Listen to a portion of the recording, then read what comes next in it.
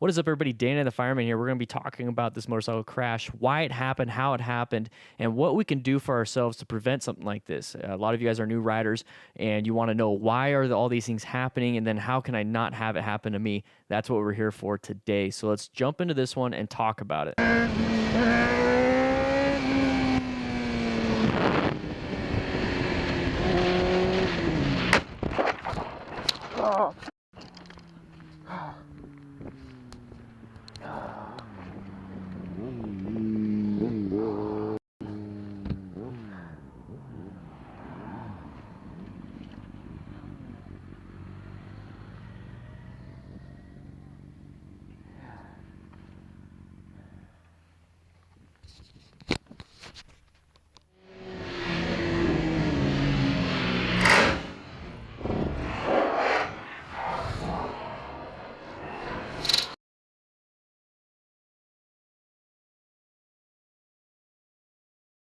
So from the description of the original video, the guy was saying that he was going over here. The guy that crashed into him, that went over into his lane, was overtaking another vehicle, went a little bit wide, and then they crashed. Both vehicles, I believe, were totaled. So it's a pretty bad situation for everyone involved.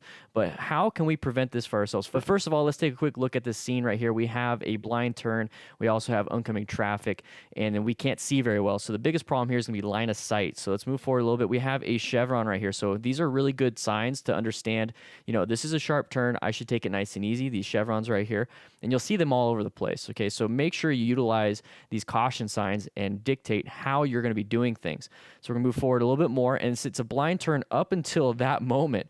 So right here, what I like to do is position myself with the best opportunity for vision. Now, I do that whether it's a straight line, when there's cars in front of me, or on a curve like this. I'm always going to be moving different positions so I can see. That is the biggest thing. If you can't see, you can't seek, you can't recognize, and you can't do anything. So make sure you have good vision. So I would be off in lane position 3 right here instead of lane position 1. This is not a very good angle for it. Now, a lot of people are going to say, hey, if I'm in lane position 3, a car could clip me, But here's the thing is I'll be able to see it ahead of time. That's the biggest thing. And I'll be able to see it if a car's coming over the line or getting close to the line. I could always move back to lane position 1, but lane position 3 is going to offer me the best vision.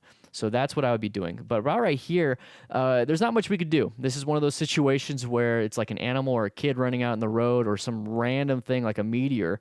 This guy went really wide from his original turn. So he went around the curve way up over there, went super wide because he was going way too fast, went into our lane, got almost crashed because he almost went off the road. And then now he's going to have an obstacle, basically us, in his way. So there's two different things that we can learn from this. The one is where we're in the point of view of this motorcycle rider, and we could be in lane position 3 for the best vision. And that's pretty much all we could do in that situation. Now, what can we do to prevent ourselves from being this guy right here? Well, first of all, slow it down. If you're trying to pass another vehicle, more than likely you're going at a higher rate of speed and you're not putting yourself in a good position for the turn itself.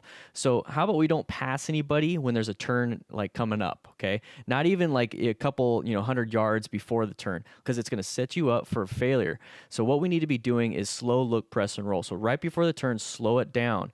You need to look where you want to go. So look through the whole turn. You need to press to initiate counter steering. Also get a little bit of body positioning if you're going to, get a little more advanced on that.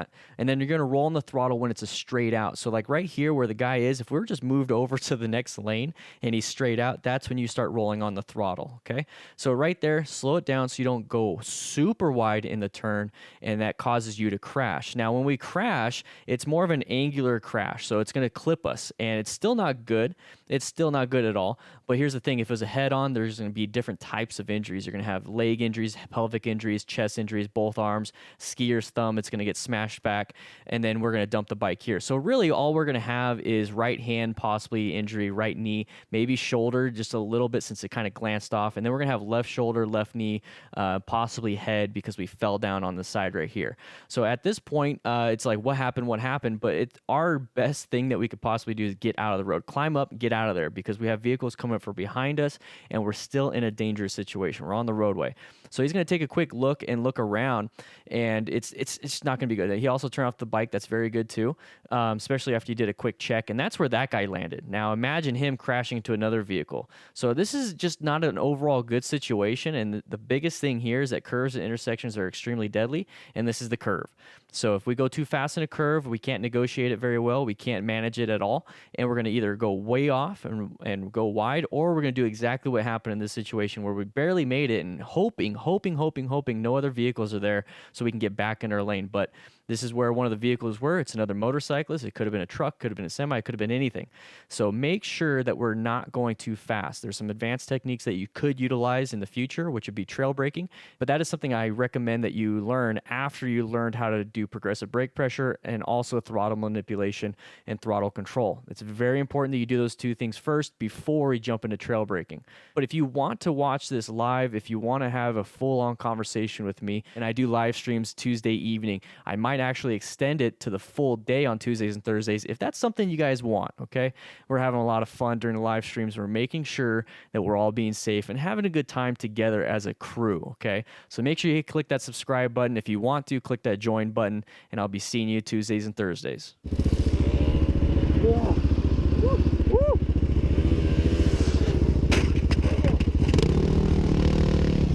Fuck.